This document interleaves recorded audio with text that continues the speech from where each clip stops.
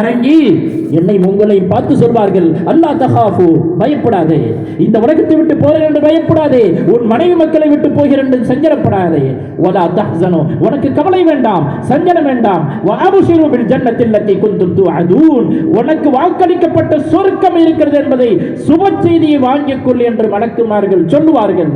அல்லாஹ் எனக்கு உங்களுக்கு அந்த வாக்கியத்தை தரட்டுமா?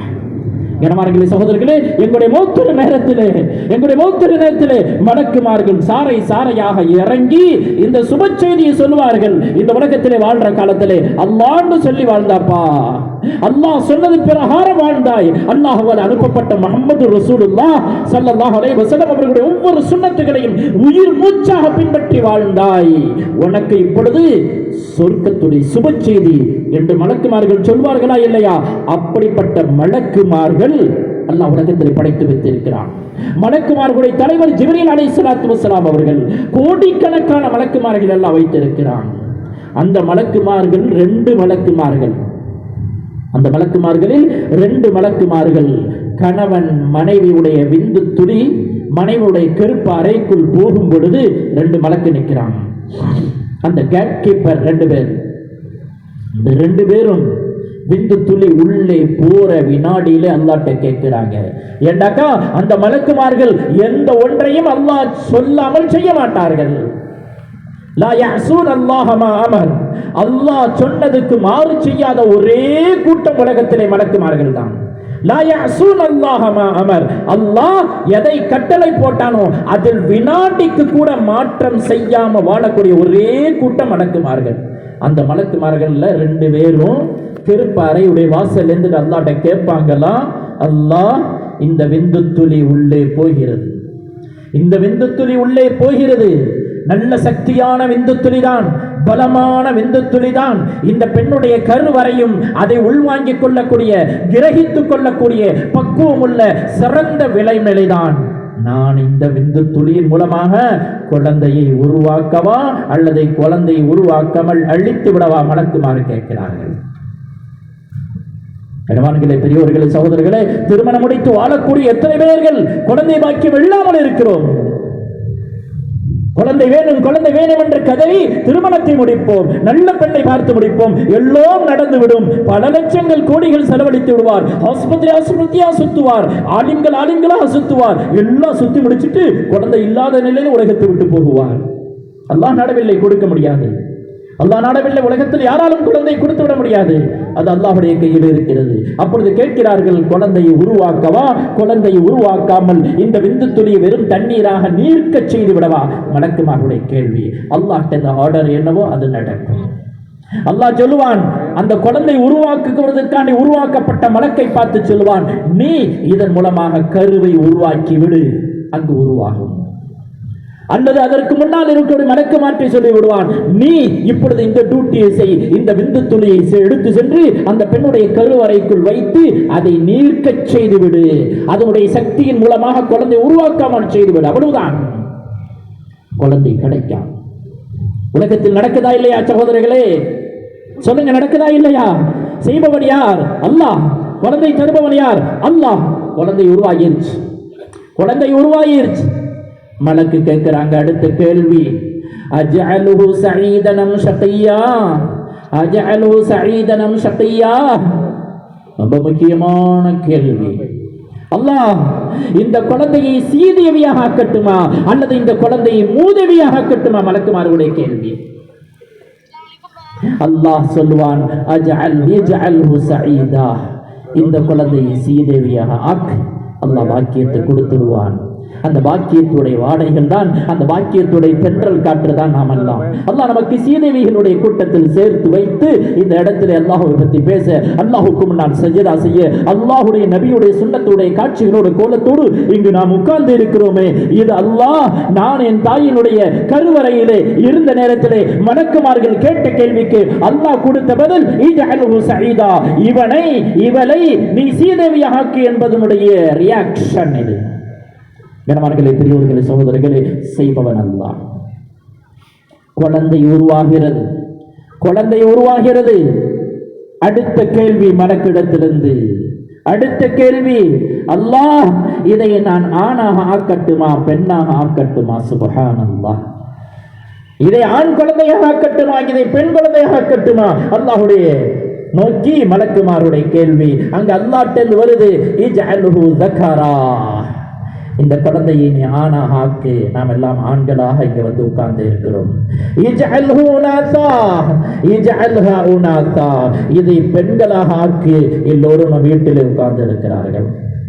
கண்வான்களே, பெரியோர்களே, சகோதரர்களே, எதையும் செய்பவன் அல்லாஹ் என்பதை நானும் நீங்களும் புரியணும். ரசூலுல்லாஹி ஸல்லல்லாஹு அலைஹி வஸல்லம் அவர்கள் நமக்கு ஈமானுடைய பாடத்தை புரிய வைப்பதற்காக வேண்டி இந்த ஒரு அற்புதமான ஹதீஸை சொன்னார்கள். ஒரு குழந்தை உருவாகும் பொழுது, விந்து துளி உள்ளே செல்லும் பொழுது, மலக்குமார்களின் கேள்வி அல்லாஹ்வின் பதில், மலக்குமார்களின் கேள்வி அல்லாஹ்வின் பதில், மலக்குமாரின் கேள்வி அல்லாஹ்வின் பதில். இது எனக்கு உங்களுக்கு ஈமானுடைய பாடம்.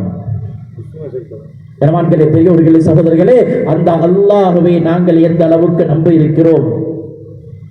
வியாபாரத்தை நம்புறோம், மனைவியை நம்புறோம். வியாபாரத்தை நம்பாதே, மனைவியை நம்பாதே, படைத்த ரப்பை நம்பு. வியாபாரத்தில் லாபத்தை கொடுப்பவன், நஷ்டத்தை கொடுப்பவன் அல்லாஹ். மனைவியிடத்திலிருந்து குழந்தையை தருபவன், குழந்தை எடுப்பவன் அல்லாஹ். இந்த நம்பிக்கை எனக்கும் உங்களுக்கும் தேவை. அல்லாஹ்வுடைய தூதர் முஹம்மது ரசூலுல்லாஹ் ஸல்லல்லாஹு அலைஹி வஸல்லம் அவர்கள் இந்த உலகத்தில் வந்து இந்த ஒரு உழைப்பு, இந்த ஒரு பிரகடனம், இந்த ஒரு முழக்கம் செய்பவன் அல்லாஹ், அளிப்பவன் அல்லாஹ் என்ற பெரும் முயற்சியை ரசூலுல்லாஹி ஸல்லல்லாஹு அலைஹி வஸல்லம் அவர்கள் செய்து ஒரு பெரிய சமூகத்தை உருவாக்கினார்கள், ஒரு பெரிய கூட்டத்தை உருவாக்கினார்கள். அவர்களுக்கு நாங்கள் சஹாபாக்கள் என்று சொல்கிறோம். அந்த சஹாபாக்கள் நாங்கள் கற்ற பாடம், எங்களுடைய வாழ்க்கையுடைய வழிகாட்டிகளாக சஹாபாக்கள், நபியுடைய தோழமையிலே, நபியுடைய சகவாசத்திலே பாடம் படித்த சஹாபாக்கள் எங்களுடைய முன்னோடிகள். அந்த சஹாபாக்கள் ஈமானை எப்படி பாதுகாத்தார்கள்? ஈமானுக்கு பாதிப்பு வரக்கூடிய நேரத்திலையும் அல்லாஹ் என்று எப்படி சொல்லி மௌத்தாகிறார்கள்? சகோதரர்களே, பெரியவர்களே, அப்துல்லாஹ் பின் ஹுதாஃபா ரலியல்லாஹு அன்ஹு, அப்துல்லாஹ் பின் ஹுதாஃபா ரலியல்லாஹு தஆலா அன்ஹு சிலர்களால் கைது செய்யப்படுறாங்க. அல்லாஹ் என்று சொன்ன ஒரே காரணத்துக்கான கைது செய்யப்படுறாங்க. கொண்டு போய் நிறுத்தப்படுகிறார்கள். நஸ்ரானி மன்னனுக்கு முன்னால் அவன் சொல்லுகிறான், உன்னுடைய ஈமானை விட்டுவிடு, நீ ஏற்றிருக்கிற முஹம்மதை புறக்கணித்து விடு, நீ சொல்லிக் கொண்டிருக்கிற அல்லாஹ்வை விட்டுவிடு.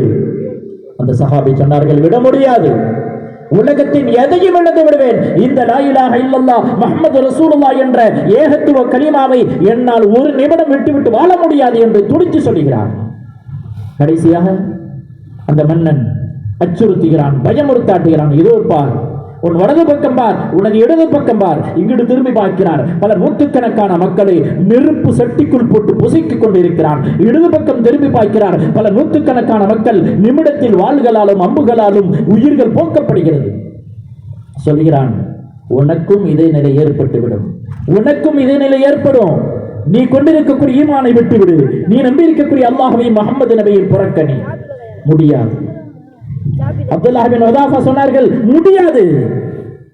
கடைசியாக சொன்னான், முடியாது இல்ல, இப்படி உனக்கு இந்த கட்டளை, நீயும் இப்படி பொசுக்கப்படுகிறாய், நீயும் இப்படி உயிர் போக்கப்படுவாய் என்று காவலாளியை ஒப்படைத்து இவனை எழுத்துச்சு.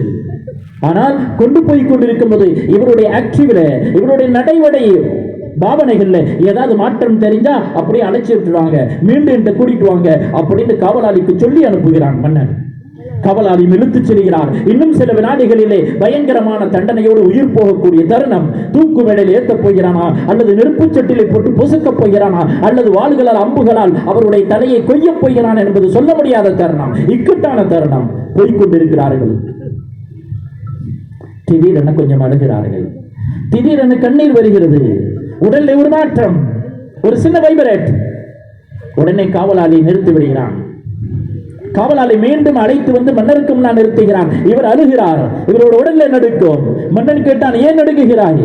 நான் தான் ஏற்கனவே சொன்னேனே, நீ இஸ்லாத்தை விட்டுவிடு, ஈமானை விட்டுவிடு, நிம்மதியாக வாழலாம். பெரும் பொல்லாப்பு பேசிவிட்டு, பெரும் வாய்ச்சவரால் விட்டுவிட்டு இப்பொழுது ஏன் அழுகிறாய் என்று மன்னன் கேட்ட பொழுது அப்துல்லாஹ் பின் ஹுதாஃபா ரலியல்லாஹு தஆலா என்ன சொன்னார்கள்? கணவர்களே, பெரியோர்களே, சகோதரர்களே, காது கொடுத்து கேட்க வேண்டும் அல்லது இதயத்துக்குள் ஆழமாக இறக்க வேண்டிய வாசகம், என் கல்புக்குள் ஆழமாக இறக்க வேண்டிய வாசகங்கள், என்னுடைய உங்களுடைய இரத்த நாணங்களில் ஓட வேண்டிய வாசகங்கள். மன்னனே, எனக்கு உயிர் போகுது என்பதற்காண்டி அழுகவில்லை, என் உயிர் பிரிய போகிறது என்பதற்காக வேண்டி நான் அழுகவில்லை, என் உயிர் பயத்தால் அழுகவில்லை. மாறாக என்னை படைத்த அல்லாஹ், எனக்கு ஈமானை கொடுத்த அல்லாஹ்வுக்காண்டி உயிர் கொடுப்பதற்கு அல்லாஹ் ஒரு உயிர் தானே தந்திருக்கிறான். என் உடலில் இருக்கக்கூடிய ரோமம் முடி அளவுக்கு அல்லாஹ் உயிரை கொடுத்திருந்தால் அத்துணை முடிகளையும் கொடுக்கலாமே, அந்த வாய்ப்பில்லை என்று அங்கலாய்த்து அழுகிறேன். பெரியவர்களே, சகோதரர்களே, உயிர் பிரியும் தருணத்திலும் கூட அவருடைய ஆசைகள் அல்லாஹ்வுக்காண்டி 1000 உயிர் இருந்தாலும் கொடுக்கலாமே, அல்லாஹ்வுடைய தீனுக்காண்டி 1000 கோடி உயிர் இருந்தாலும் கொடுக்கலாமே என்ற மன எழுச்சியிலையும் என்ற ஈமானி உறுதிப்பாட்டிலே தான் சஹாபாக்கள் வாழ்ந்தார்கள். கைது செய்யப்படுகிறார், காபாவுக்கு முன்னால் நிறுத்தப்படுகிறார். ஒரு சஹாபி மிரட்டப்படுகிறது, உன்னுடைய இஸ்லாத்தை விட்டுவிடு, முஹம்மது நபியை புறக்கணித்து விடு, அல்லாஹ் ஒருவன் என்ற கோஷத்தை விட்டுவிடு. முடியாது, பதில் முடியாது. சில வினாடிகளில் அரசனின் ஆணை வருகிறது, இதோ அங்கிருக்கக்கூடிய அம்பை எய்யுங்கள், அம்பை இவரை நோக்கி எய்யுங்கள். சில வினாடிகளில் ஓங்கி எரிந்த அம்பு இவருடைய தொண்டை குழியை கிழிக்கிறது. தொண்டை குழியை கிழித்து அம்பு வெளியிலே வந்து விழக்கூடிய நேரத்திலே அவர் சொன்ன வாசகம், ஃபுஸ்து பிரப்பில் கஅபா, ஃபுஸ்து பிரப்பில் கஅபா, கஅபாவின் இரட்சகன் மீது ஆணையாக சத்தியமிட்டு சொல்கிறேன், நான் வெற்றி அடைந்து விட்டேன் என்று சொல்லி கீழே விழுகிறார். ஃபுஸ்து பிரப்பில் கஅபா, கஅபாவுடைய இரட்சகன் மீது ஆணையாக சொல்கிறேன், நான் வெற்றி அடைந்து விட்டேன் என்று சொல்லி கீழே மாய்கிறார், கீழே விழுகிறார். இந்த வாசகத்தை கேட்டவுடனே அரசனுக்கு ஒரு பெரிய அதிர்ச்சி. என்ன சொல்லுகிறார், என்ன சொல்லுகிறார்? நான் வெற்றி அடைந்து விட்டேன் சொல்கிறார், ஆனால் கீழே விழுந்து மாளுகிறார், கீழே விழுந்து செத்து மடிகிறார், ரத்தம் ஓடிக்கொண்டிருக்கிறது. வெற்றி அடைந்து விட்டேன் என்று சொல்கிறார். என்ன வெற்றி? கூடி நின்ற அவருடைய தோழர்கள் சொன்னார்கள், கூடி நின்ற அவருடைய தோழர்கள் சொன்னார்கள், இவர் இறைவனுடைய கட்டளை ஏற்றி நடக்கிறார், இவர் இவருடைய சொல்லுக்கு நடக்கிறார், இறைவனுக்காக உயிர் கொடுத்து விட்டால் இவருக்காண்டி சொர்க்கம் என்ற வெற்றி இருக்கிறது என்று சொர்க்க வெற்றியை சொல்லுகிறார்கள். பெரியவர்களே, சகோதரர்களே, உயிர் போகிறது, போற நேரத்திலேயும் வெற்றி, சொர்க்கத்துடைய வெற்றி என்ற நிலைப்பாட்டிலேயே சஹாபா பெருமக்கள் இந்த உலகத்தை விட்டு சென்றிருக்கிறாங்க.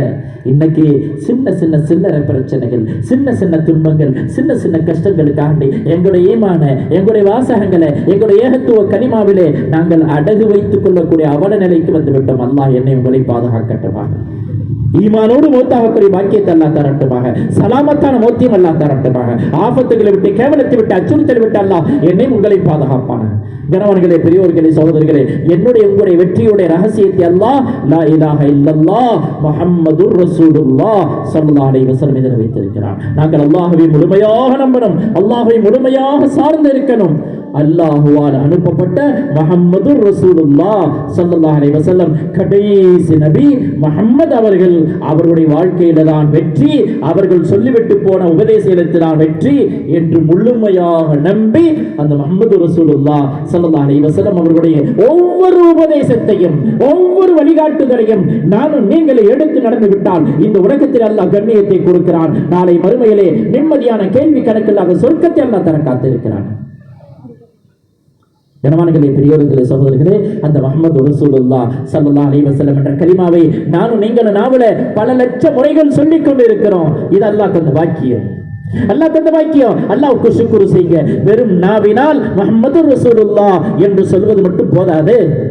முஹம்மது ரசூலுல்லாஹ் ஸல்லல்லாஹு அலைஹி வஸல்லம் என்ற நபியுடைய சொல்லை சொல்லிவிட்ட நாங்க அந்த நபியை முழுமையாக ஃபாலோ பண்ணணும், அந்த நபியை நாங்க முழுமையாக பின்பற்றணும். அல்லாஹ் எங்களுக்கு குர்ஆன்ல சொல்லுகிறான், لقد كان لكم في رسول الله أسوة حسنة.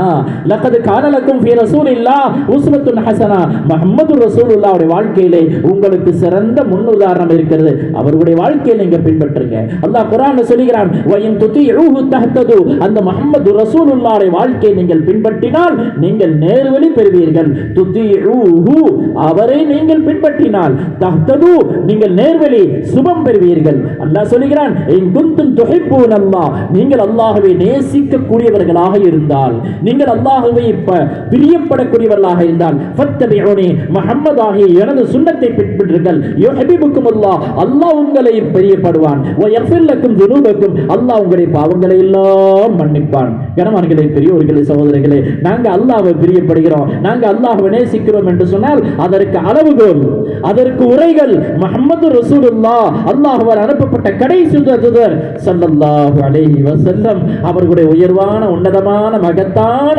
வாழ்வியல் நெறிகள் என்ற சுன்னத்துகளை பின்பற்றி நடக்கும் பொழுது அல்லாஹ்வின் பாசம் எங்களுக்கு கிடைக்கிறது, அல்லாஹ்வின் புறத்திலிருந்து மன்னிப்பு எங்களுக்கு கிடைக்கிறது. கனவான்களே, பெரியோர்களே, சகோதரர்களே, அல்லாஹ்ட்ட மன்னிப்பு கேட்டுக்கிட்டே இருக்கணும், அல்லாஹ்வுடைய பாசத்தை கேட்டுக்கிட்டே இருக்கணும். அல்லாஹ் யாரை செலக்ட் பண்ணுவான், அல்லாஹ் யாரை நேசிப்பான் என்று தெரியாது. அல்லாஹ் ஒருவரை நேசிக்க ஆரம்பித்து விட்டான், அல்லாஹ் ஒருவரை நேசிக்க ஆரம்பித்து விட்டால் என்ன நடக்கும் என்பதை அல்லாஹ்வுடைய தூதர் ஸல்லல்லாஹு அலைஹி வஸல்லம் அவர்கள் சொன்னார்கள்.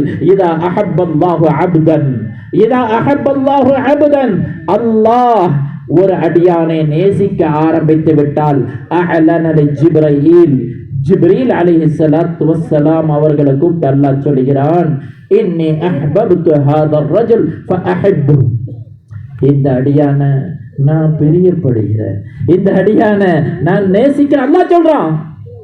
அல்லாஹ் அப்படிப்பட்ட பாக்கியத்தை எனக்கு உங்களுக்கு தரட்டுமா? கனவான்களே, பெரியவர்களே, இந்த வாசகத்தை பெறுவதற்காக வேண்டிதான் இந்த இஜ்திமா.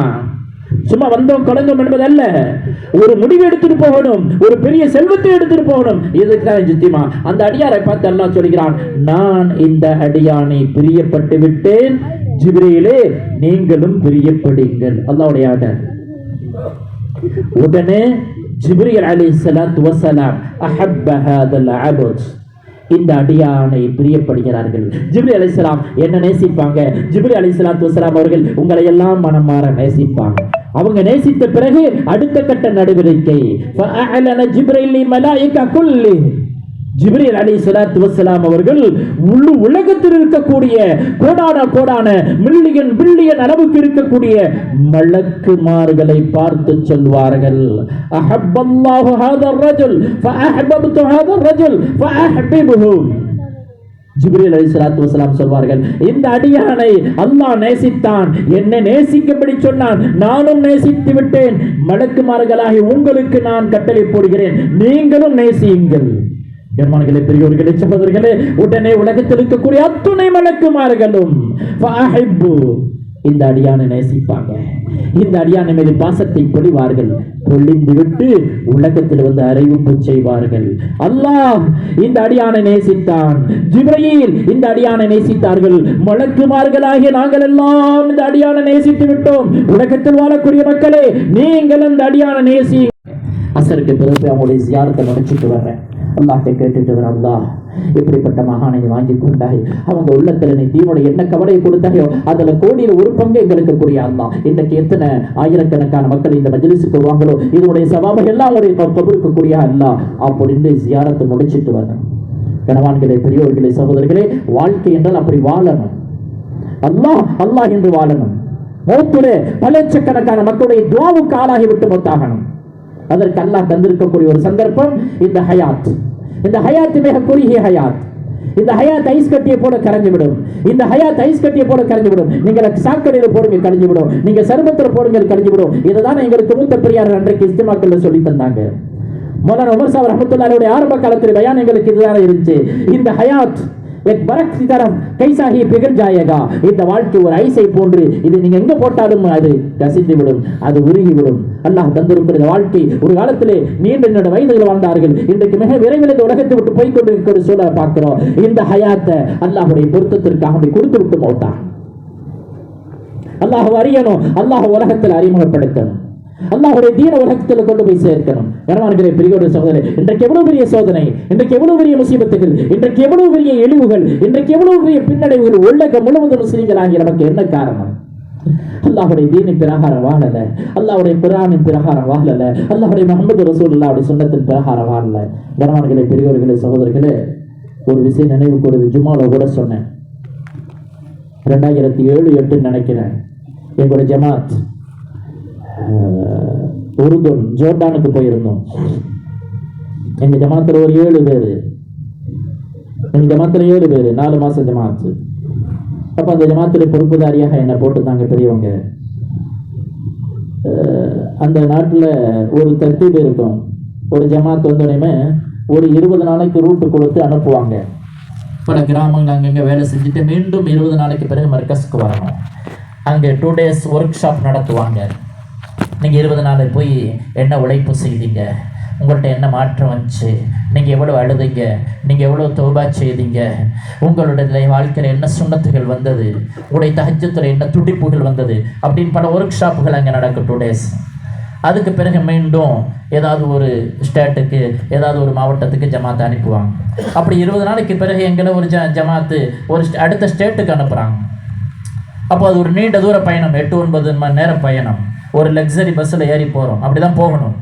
அப்படி போகும் பொழுது எங்கள் ஜமாத்தில் பஸ்ஸில் 2 பேராக 6 பேர் உட்காந்துட்டாங்க. 2 சீட்டு 6 பேர். கடைசியாக நான் உட்காந்துருக்கிறேன், 7வது நபர் நான் ஒரு ஆள். என் பக்கத்தில் ஒரு கிறிஸ்துவ சகோதரர் வந்து உட்கார்ந்தார். அவர் தன்னை கிறிஸ்துவர்கிட்ட அறிமுகப்படுத்திட்டார்.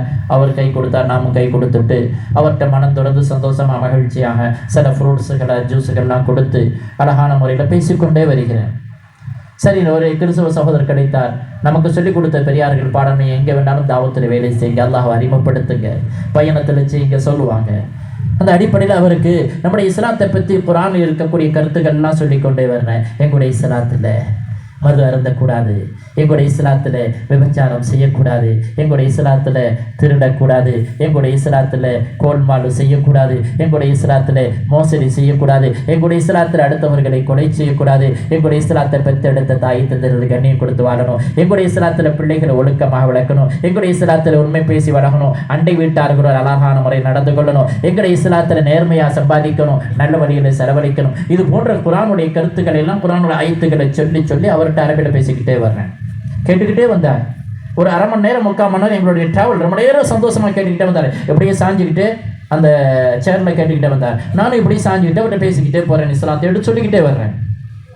எல்லாத்தையும் கேட்டுட்டு அவர் சொன்ன ஒரு வாசம் அழகா சொன்னார், பையன்த இஸ்லாமக ஃபில் கலாம், பையன்த இஸ்லாமக ஃபில் கலாம்.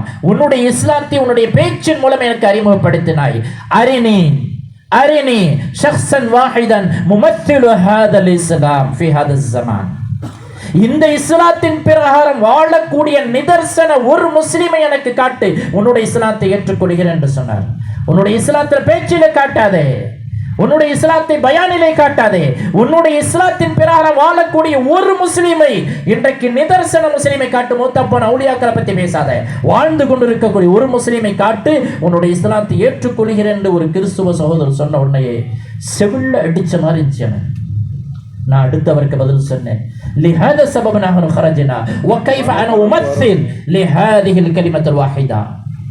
இந்த உன்னதமான இஸ்லாத்தின் பிரகாரம் நான் எப்படி வாழ வேண்டும் என்ற பயிற்சி எடுப்பதற்காக வேண்டிதான் இந்த பாதையில் புறப்பட்டு இருக்கிறேன். உலக மக்களிடத்தில் அந்த சூழல் எப்படி வர வேண்டும் என்பதற்காக வேண்டிதான் எங்களுடைய இந்த முயற்சி என்று சொன்னேன். கனவான்களே, பெரியவர்கள், சகோதரர்களே, இது உண்மையா இல்லையா சொல்லுங்க.